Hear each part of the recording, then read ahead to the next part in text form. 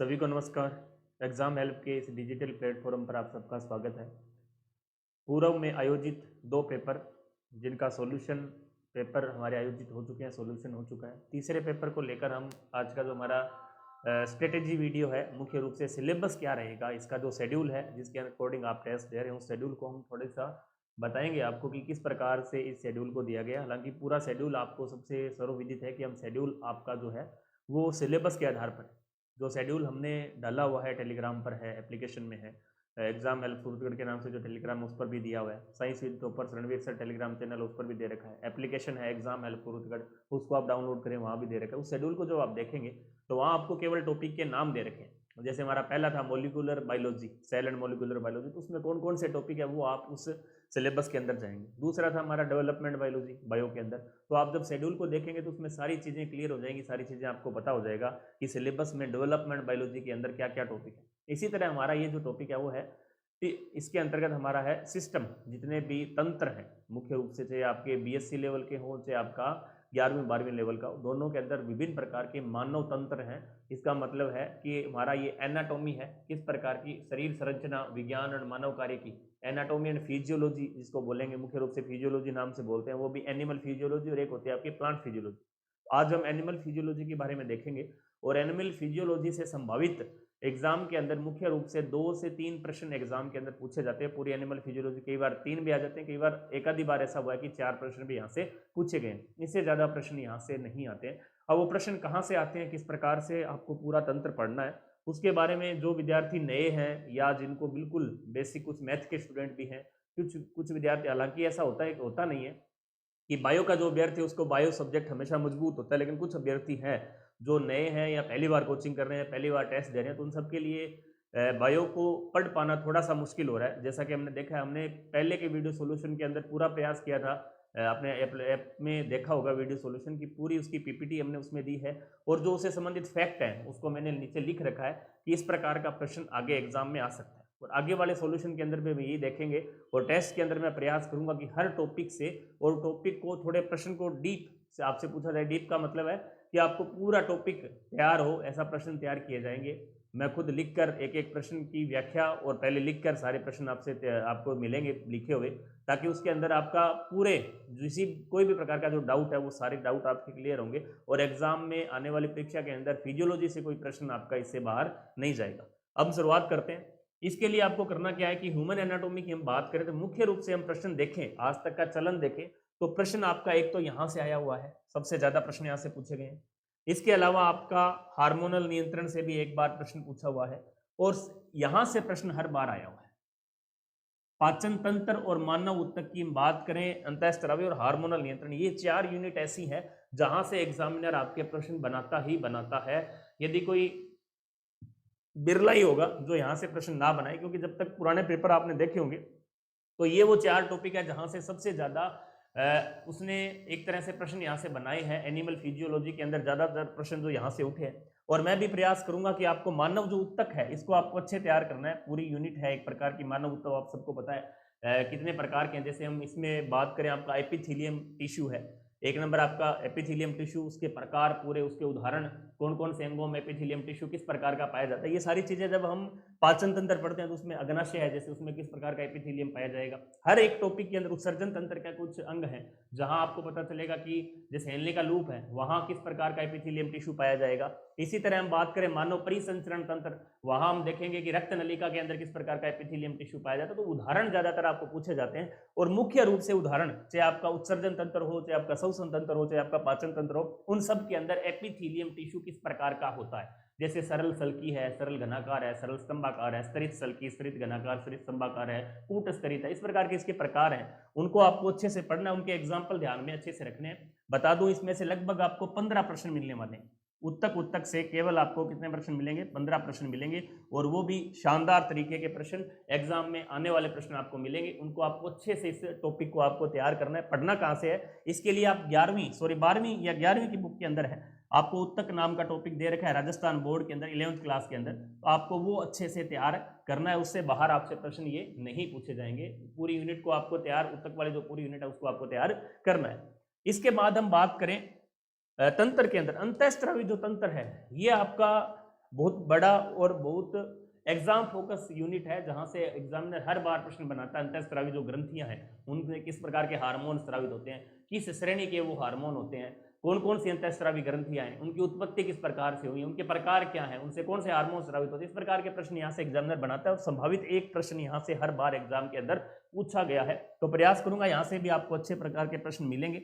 इसके बाद पाचन तंत्र, ये भी हमारा मुख्य टॉपिक है, क्योंकि जो आप राजस्थान बोर्ड या एनसीईआरटी पढ़ेंगे तो वहाँ पाचन तंत्र को भी बहुत ही शानदार तरीके से डिफाइन किया गया है और एग्जाम के अंदर भी यहाँ से प्रश्न एग्जामिनर बनाता है, तो संभावना है कि पाचन तंत्र से भी अच्छे प्रश्न आपको मिलेंगे। इसके बाद जैसे उत्सर्जन तंत्र है, यहाँ से सिंपल प्रश्न आता है, तो आप ज्यादा रटने की आवश्यकता नहीं है, सिंपल तरीके से आप जो आपके नोट्स हो सकते हैं या राजस्थान बोर्ड एनसीईआरटी जो बुक आप पढ़ रहे हैं वहां से इसको आप आराम से कवर कर सकते हैं, कोई ज्यादा लंबा चौड़ा टॉपिक है नहीं।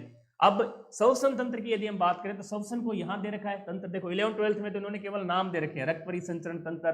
अब रक्त परिसंचरण तंत्र आधे से ज्यादा तो हम कहां पढ़ लेंगे, आपका जो संयोजी उत्तक है, रक्त संयोजी उत्तक जिसको बोलते हैं, तरल संयोजी जो उत्तक है, सहवनीय उत्तक जिसको बोलते हैं, ये एक प्रकार से संयोजी उत्तक का प्रकार है, तो वहां भी हम इसको अच्छे से पढ़ेंगे। रक्त के अंदर रक्त को पूरा वहां पढ़ लेंगे संयोजी उत्तक के अंदर, तो वहां आपको पढ़ने की ज्यादा आवश्यकता नहीं रहेगी। जैसे रक्त कणिकाएं कितने प्रकार की होती है, श्वेत रक्त कणिकाएं क्या है, लाल रक्त कणिकाएं किस प्रकार की होती है, क्या क्या उसकी विशेषताएं हैं। इसी तरह आपकी इससे संबंधित आपका एक जो टॉपिक है वो नीचे दे रखा है कि रक्त का थक्का जमना, स्पेशल नाम दे रखा है। तो रक्त का थक्का जमाने में जो फैक्टर काम में आते हैं उन फैक्टरों को आपको सारे याद करने हैं, 12-13 जो फैक्टर हैं उनके नाम आपको बाकायदा याद होने चाहिए, क्योंकि एग्जाम के अंदर यहाँ से भी प्रश्न पूछा हुआ है और यहाँ दे भी रखा है, बाकायदा नाम दे रखा है रक्त का थक्का जमना, इससे संबंधित एक प्रश्न आने की संभावना रहती है और बीएससी वाले पार्ट के अंदर दे रखे हैं। और इसके अलावा अब देखो श्वसन तंत्र पढ़ रहे हैं, श्वसन तंत्र के अंदर ऊपर उन्होंने श्वसन तंत्र दे दिया और नीचे दे दिया रक्त में ऑक्सीजन और कार्बन डाइऑक्साइड का परिवहन। तो एक प्रकार से श्वसन तंत्र आपको पूरा ही पढ़ना है, और पूरा नहीं पढ़ पाए आप, मान लो ऐसा लग रहा है कि हम सर हार्ड है, बड़ी यूनिट है, तो आप इसके रूप में कम से कम ऑक्सीजन और कार्बन डाइऑक्साइड को परिवहन है उसको आपको अच्छे से तैयार करना है, क्योंकि ये सिलेबस के अंदर लाइन दे रखी है, यहाँ से प्रश्न आने की संभावना रहती है। इसके अलावा श्वसन क्षमताएं हैं, जैसे हम टीवी है, आईआरवी है,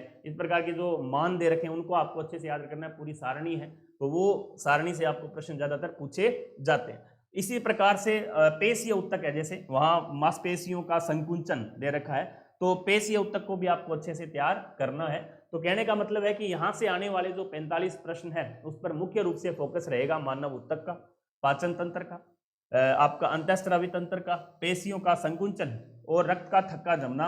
ये महत्वपूर्ण टॉपिक है जहां से एग्जामिनर हर हाल में प्रश्न बनाएगा, और मैं भी प्रयास करूंगा कि उसी प्रकार के प्रश्न आपको दूं, और उसके बाद इसका सॉल्यूशन होगा। सॉल्यूशन के बाद आपको इसकी पीपीटी भी दी जाएगी जिसमें महत्वपूर्ण व्याख्या रहेगी सभी प्रश्नों की, ताकि आप उसको पेपर के बाद अच्छे से कवर कर पाए। इसलिए इससे पिछले पेपर की व्याख्या भी मैं आज डाल दूंगा शाम तक, कि जिसमें जितने भी प्रश्न मैंने डेवलपमेंट बायोलॉजी से दिए तो उसकी पूरी व्याख्या आपको नीचे मिलेगी, ताकि जिन विद्यार्थियों के पास नोट्स नहीं है या जिनके इस अभाव में वो तैयारी नहीं कर पाए अलग अलग चीजें, ताकि आगे वाले टेस्ट के अंदर उनको आप अच्छे से कवर कर पाए। तो ये टेस्ट आप, इसके साथ साथ एक ये शिकायत भी रहती है बच्चों की, जैसा मैंने 2 टेस्ट के अंदर नोट किया, ये सिलेबस था, इसके बाद 2-3 बात अपने कर लेते हैं इंपॉर्टेंट, कि सर नंबर बहुत कम आ रहे हैं। मुख्य रूप से ये आपकी शिकायत है कि नंबर, देखो नंबर बहुत कम आ रहे हैं। इसका कारण ये है कि हमें बार बार मैं आपको ये बात बताता हूं कि आपने ऑब्जेक्टिव अभ्यास पहले नहीं कर रखा है।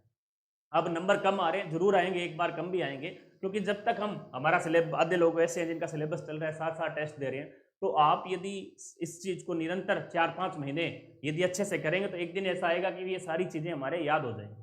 तो अभी शुरुआत के अंदर आपको घबराना नहीं है, डिमोलाइज नहीं होना है, अच्छे से इन चीज़ों को बार बार पढ़ना है। इसके अलावा देखो कोई भी शॉर्टकट इसका नहीं है, जितने प्रश्न हम करवा रहे हैं उसी प्रश्नों का आपको बार बार अभ्यास करना है, उस थ्योरी को आपको इस प्रश्नों को बेस मानते हुए तैयार करना है कि किस प्रकार के प्रश्न एग्जामिनर पूछ सकता है, तो आप वहां तक अंदर उस टॉपिक के अंदर जाएंगे। जिस तरीके से, जिस गहराई से हम प्रश्न उसके अंदर पूछ रहे हैं, तो आपको उस गहराई से उस टॉपिक को पढ़ना है, बार बार अभ्यास करना है। इसका यही रीजन है कि नंबर जो विद्यार्थी लगातार, पुराने जो विद्यार्थी हैं, जैसे काफी लंबे समय से अभ्यास कर रहे हैं और लंबे समय से टेस्ट वगैरह दे रहे हैं, उनमें और आप में यही अंतर है कि उन्होंने पिछला 1 साल, जैसे संस्कृत शिक्षा विभाग, उसमें काफी विद्यार्थी पुराने भी हैं जो लगातार जुड़े हुए प्रयास कर रहे हैं। तो इसमें आपको ये नहीं कह सकता कि आपने पहला टेस्ट दिया और आप रैंक, आप एक बार रैंक के लिए काम ना कीजिए। ये चाहे आप ऑफलाइन है चाहे ऑनलाइन है, आपका मुख्य उद्देश्य यह होना चाहिए कि जो चीज बताई जा रही है उसको हम घर पर जाकर उस प्रकार के प्रश्नों का अभ्यास करें।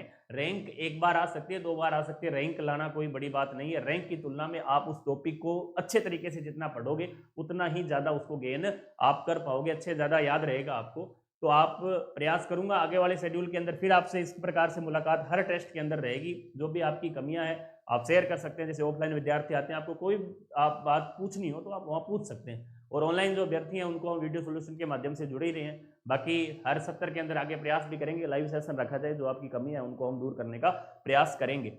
और इसके साथ साथ आज हमारा ऑफर का भी अंतिम दिन है। जो अभ्यर्थी किसी कारणवश टेस्ट सीरीज नहीं ले पाए उनके लिए आज ये अंतिम दिन 25% सभी टेस्ट सीरीज के ऊपर। अब इसमें एक शिकायत ये भी है कि जैसे रिकॉर्डेड और without video solution test series यदि आप ले रहे हैं, बहुत से बच्चे कह रहे हैं सर विदाउट सोल्यूशन हम गलती से ले लिया। ऐसा नहीं करना है आपको। जो चीज स्पष्ट इसके अंदर लिखा हुआ है विदाउट टेस्ट सीरीज जो सोल्यूशन है उसके अंदर आपको सोल्यूशन नहीं मिलेगा, केवल पेपर मिलेगा और पीडीएफ प्रिंट का ऑप्शन रहेगा और आंसर की रहेगी। और वीडियो सॉल्यूशन के अंतर्गत आपको 899 में ये मिल रही है। और इसके अलावा आपका प्रथम प्रश्न पत्र भी साथ चल रहा है, 375 रुपये के अंदर है, और रिकॉर्डेड जो है 375 रुपये में है। आज इसका अंतिम दिन है शाम तक, उसके बाद ये ऑफर आपको नहीं मिलेगा। तो आप इस प्रकार से अधिक अधिक संख्या में, जैसे इसके साथ साथ हमने ऑफलाइन सेंटर भी राजस्थान के अंदर बना रखे हैं, जयपुर है, सीकर है, उन सब पर भी आप परीक्षा के लिए तैयार रहें। वहाँ परीक्षा देने के लिए चाहे जोधपुर दे सकते हैं आप, ऑफलाइन सीकर दे सकते हैं, जयपुर दे सकते हैं, सूरतगढ़ दे सकते हैं। आगामी वीडियो के लिए, आगामी कड़ी के लिए हमारी जो केमिस्ट्री विषय है उससे संबंधित दूलीचंद जी आपको बताएंगे, वीडियो सोल्यूशन के थ्रू आपसे जुड़े हुए हैं। और इसके साथ साथ आगामी जो टेस्ट है उसके प्रश्न का किस प्रकार का लेवल रहेगा, कहाँ से प्रश्न पूछे जाएंगे, उस विषय में दूलीचंद जी आगामी 5-7 मिनट आपको इस विषय में बताएंगे। धन्यवाद।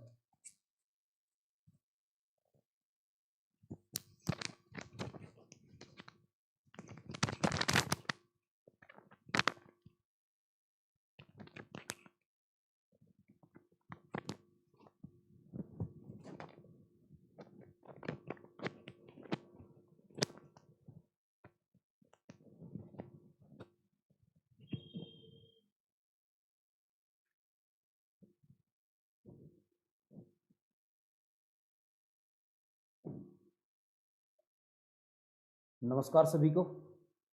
एग्जाम हेल्प के इस ऑनलाइन प्लेटफॉर्म पे आप सभी का हार्दिक स्वागत और अभिनंदन है।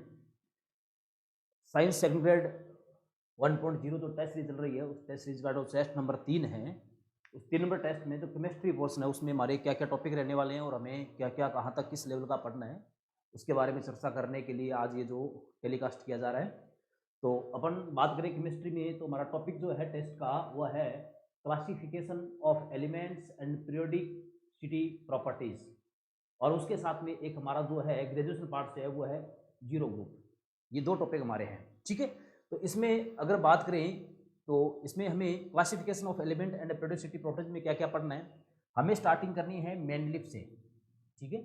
मैंडलिफ ने जो अपनी आवर्त सारणी दी थी, ठीक है, मैंडलिफ से पहले भी बहुत सारे वर्गीकरण दिए गए थे, जैसे डोबेरेंद्र का वर्गीकरण है, न्यूलैंड का है, लोथरमेयर का है, तो उन पे हमें कोई ज़्यादा ध्यान नहीं देना है।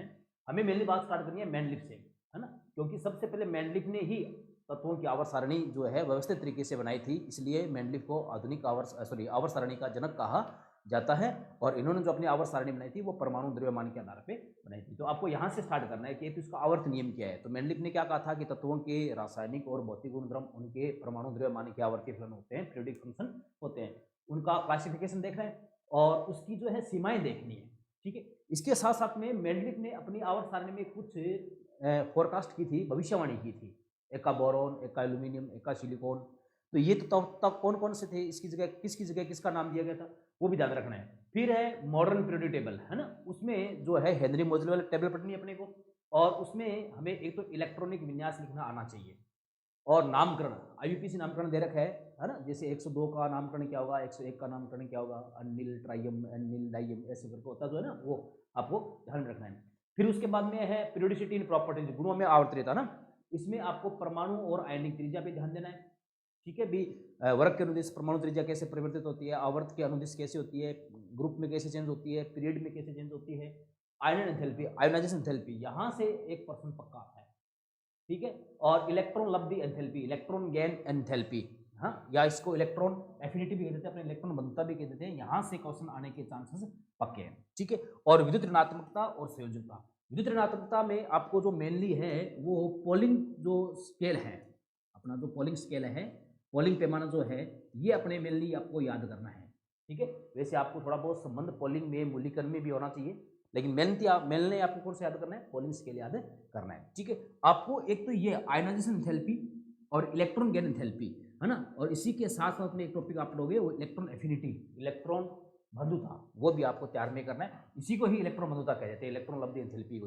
तो ये दोनों जो है यहाँ से क्वेश्चन आने के पूरे चांस हैं और ये क्वेश्चन यहाँ से बनने के पूरे चांस हैं। इसके अलावा कभी कभार क्या पूछ लेता है कि हमें जैसे कोई परमाणु क्रमांक दे दिया और परमाणु क्रमांक दे के पूछ लेता है कि आवर्त सारणी में इस परमाणु क्रमांक का जो एलिमेंट है वो किस ब्लॉक से, किस वर्ग से या किस समूह से संबंधित है, वो भी अपने से पूछ सकता है। तो हमें आवर्त सारणी का एक जो है बड़ा बड़ा नॉलेज हमारे दिमाग में होना चाहिए, उसका प्रिंट हमारे दिमाग में होना चाहिए। तो ये तो अपने को पढ़ना है क्लासिफिकेशन में, ठीक है। और हमें जीरो ग्रुप में क्या पढ़ना है, जीरो ग्रुप में जो मेनली जो इनर्ट गैसेस जो हैं उनके उपयोग मेनली पूछे जाते हैं, एक तो वो याद होना चाहिए। और कुछ जो है जिन्होंने के कंपाउंड दे रखे हैं, है ना, जैसे एक जिन्होंने के कंपाउंड जो है XeO3 दे रखा है, इसका जल अपघटन की रिएक्शन क्या है, ठीक है। HeO4 दे रखा है, इसकी स्ट्रक्चर कैसी है, इसके जल अपघटन की रिएक्शन क्या है, तो ये कंपाउंड भी हमें पता होने चाहिए। इसके साथ साथ में जितने भी जीरो ग्रुप में एलिमेंट्स है, helium, neon, argon, krypton, xenon, radon है, तो इनमें से जो मेनली जो जिनकी ऑक्यूरेंस कहाँ से प्राप्ति की कहाँ से की जा रही है ना, भी कौन सा रेडियोएक्टिव सेल से प्राप्त हो रहा है, कौन सा, किसका स्रोत कौन है, और इनकी हाफ लाइफ टाइम अर्ध आयुकालिक है, ये भी हमें अच्छी तरह पता होना चाहिए। तो जीरो ग्रुप में मेनली अपने को ध्यान देना है एक तो उपयोग पे, उपयोग के बाद में इनके ऑक्यूरेंस यानी कि प्राप्ति कहाँ से हो रही है वहाँ से, एक इनके हाफ लाइफ टाइम पे, और एक इनके जो जिनोन के कंपाउंड दे रखे हैं उनकी जल अपघटन की समीकरण दे रखी है 2 या 3 की, वो हमें पूरी तरह तैयार होनी चाहिए, ठीक है।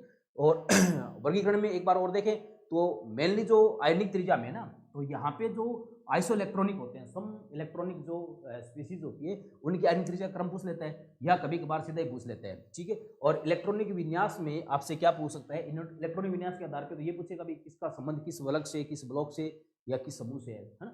और नामकरण यहाँ से क्वेश्चन आ सकता है ना, जैसे आपको कोई भी एक एटॉमिक नंबर दे दिया, जैसे आपको दे दिया कि 101 का IUPAC नेम क्या होगा, तो 101 का IUPAC नेम क्या होता है ये हमें पता होना चाहिए, ठीक है। इसको कैसे करते हैं, है ना, इसमें कुछ जैसे 0, 1 इनके लिए जो है कुछ डिसाइड है, उसके बाद इनके लास्ट में अपना IM जोड़ देते हैं, वैसे करके आपको पता होना चाहिए। और दूसरी जो है आधुनिक आवर्त सारणी जो है वो परमाणु क्रमांक पर आधारित है, परमाणु क्रमांक यानी कि आधुनिक आवर्त नियम है, ये हमें याद होना चाहिए, ठीक है। और मेनली जो क्वेश्चन बनने के चांसेस वो तो दो, तो ये टॉपिक याद से है, लगभग क्वेश्चन इसी से है, आयन एंथैल्पी से या इलेक्ट्रॉन लब्ध ऊर्जा से आ जाते हैं। तो ये छोटा सा अपना इस टेस्ट का टॉपिक है, मेरे हिसाब से ज़्यादा 2-3 घंटे का टॉपिक है, अगर 2-3 घंटे का इसको आप ढंग से पढ़ लेते हैं आराम से तैयार हो जाएगा। और आज इसके लिए इतना ही। और फिजिक्स का सर क्या है इसमें, तो अब फिजिक्स का जो मैटर है टेस्ट नंबर 3 के लिए बताने के लिए मैं आमंत्रित करूँगा हमारे अर्जुन जी सर को कि वो आए आपको और फिजिक्स का जो मैटर है वो बताएं।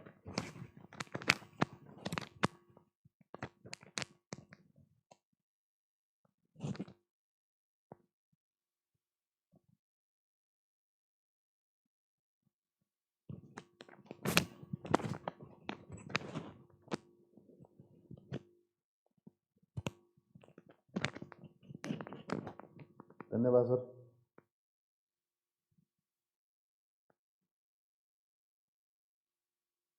नमस्कार साथियों। तो टेस्ट नंबर 3 में जो फिजिक्स का टॉपिक है वो गुरुत्वाकर्षण है, ग्रेविटेशन। आसान यूनिट है, कक्षा 11 की फर्स्ट फिजिक्स में है ये टॉपिक, और आप सबने पढ़ा भी है, 9th क्लास से पढ़ते आ रहे हैं आप, तो इस यूनिट को आपको करना ही करना है। आसान क्वेश्चन आता है, जैसे अभी जो लास्ट एग्जाम हुआ था उसमें प्लाइन वेग के ऊपर इसमें प्रश्न आया हुआ है। तो बात करें तो कोई बहुत ज़्यादा बड़े टॉपिक भी नहीं है, आपको बस टॉपिक को ध्यान से पढ़ना है और उसके ऊपर जितने भी आप आंकिक प्रश्न कर सकें वो करने। और आंकिक प्रश्न ऐसे आते हैं कि लॉजिकल होते हैं, उनमें ज़्यादा गणनाएं होती नहीं हैं, तो आप ऐसे क्वेश्चन ढूंढें जो पिछले एग्जामों में आए हुए हैं या कुछ नीट वगैरह में पूछे गए हैं। तो टॉपिक की बात करें तो इसमें सबसे पहले ही है गुरुत्वाकर्षण के सार्वभौमिक नियम। तो इसमें आपको गुरुत्वाकर्षण बल का बेसिक फॉर्मूला पता होना चाहिए। गुरुत्वाकर्षण बल है वो किन बातों पर निर्भर करता है, किन पर निर्भर नहीं करता। जैसे माध्यम पर निर्भर नहीं करता गुरुत्वाकर्षण बल, दो द्रव्यमानों के बीच में कैसा माध्यम है उससे कोई लेना देना नहीं है। और सदिश रूप में कैसा लिखा जाता है, आकर्षण प्रकृति का या प्रतिकर्षण प्रकृति का, तो ये बेसिक आपका क्लियर होना चाहिए। और बल है वो दूरी के साथ घटता जाता है, आर स्क्वायर के व्युत्क्रमानुपाती होता है। तो ये सारी चीज़ें आपको इसमें पता होनी चाहिए। इसके बाद है अगला टॉपिक, ये होने के बाद गुरुत्वीय त्वरण। तो जो गुरुत्वीय त्वरण है वो भी आपने पढ़ा हुआ है। गुरुत्वीय त्वरण का फॉर्मूला आपने पढ़ रखा है, पृथ्वी की सतह पर Gm/r²। और घनत्व के साथ में क्या सूत्र होता है वो भी आपको पता होना चाहिए। तो ये फॉर्मूले, ये रो पृथ्वी का घनत्व है, और किसी ग्रह के लिए आए तो द्रव्यमान किसी ग्रह का हो जाएगा। तो इस पे करना आपको। गुरुत्वीय त्वरण में आपको ये पता होना चाहिए गुरुत्वीय त्वरण किन किन बातों में निर्भर करता है, और गहराई है, ऊंचाई है, आकार है, आकृति है, उसके घूर्णन के कारण कैसे बदलता है वो आपको पता होना चाहिए। और उस पर क्वेश्चन भी ऊंचाई के साथ जाने पर किस हिसाब से परिवर्तित होता है, गहराई पर जाने पर किस हिसाब से परिवर्तित होता है। तो वो फॉर्मूले आपको याद होने चाहिए, और संभव हो उतने आंकिक प्रश्न आपको इस पर सोल्व कर देने। तो जी में परिवर्तन के कारक आपने समझे। इसके बाद है कक्षीय वेग। कक्षीय वेग में आप उपग्रह वाले जब टॉपिक पढ़ेंगे तो उपग्रह का आवर्तकाल है, कक्षीय वेग है, उपग्रह की कुल ऊर्जा है, गतिज ऊर्जा है, स्थितिज ऊर्जा है, बंधन ऊर्जा है, इन सब के फॉर्मूले आपको क्लियर होने चाहिए। इसके अलावा आपको पलायन वेग, तो पलायन वेग आप सबने पढ़ा होगा। पलायन वेग की अब की बार क्वेश्चन आया था, और कक्षीय वेग की क्वेश्चन आया था इस पर। तो पलायन वेग का फॉर्मूला आपको याद होना चाहिए, और पलायन वेग के फॉर्मूले में प्रश्न जब बनता है तो वो फॉर्मूले के हिसाब से बनता है। तो इस पर क्वेश्चन डाला गया है, तो आप पेपर में देंगे तो आप समझ आएगा। ग्रहों की गति के नियम, तो इसमें केपलर के ग्रहों की गति के तीनों नियम पढ़ने, क्षेत्रीय ताल का नियम है, आवर्तकाल का नियम है, कक्षाओं का नियम है। और इसके बाद है केपलर का नियम हो गया। तो इस प्रकार ये यूनिट है, इसमें से प्रश्न बनेंगे, तो आप तैयारी कीजिए। धन्यवाद।